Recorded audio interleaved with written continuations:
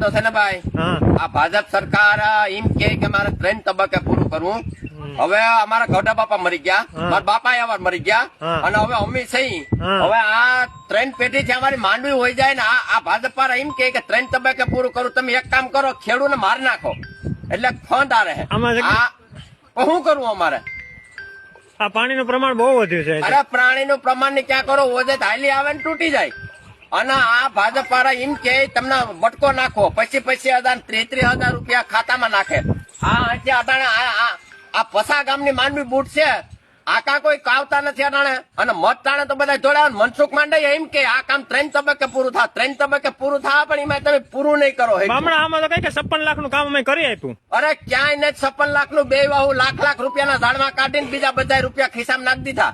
આ બધો ખુલ્લો ભ્રષ્ટાચાર છે. અટાણે ભાજપ સરકારમાં ખુલ્લું કમા 3 પેઢી ત્યાં માંડવી જાય, અહીં કોઈ જોવા આવ્યું નહીં. એમ કે 3 તબક્કે પૂરું કરું. હવે 3 તબક્કાની ક્યાં કરો? 3 પેઢી હોય ગયું. અહીંયા 100 વર્ષ થયા સેલા, તમે કેદી કઈ 50 વર્ષ થયા તમે સત્તા ઉપર બેઠા. અને અટાણે તમારે મુખ્યમંત્રી તમારો, વડાપ્રધાન તમારો, મંત્રી તો કે ભાજપ નો.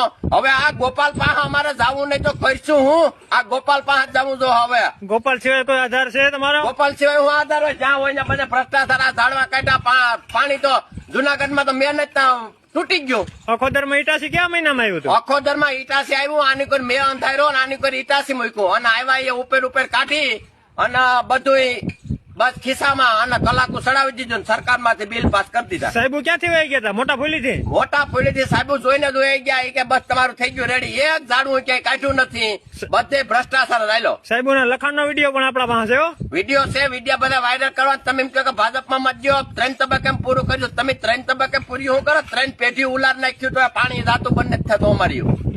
સાચી વાત છે તમારી.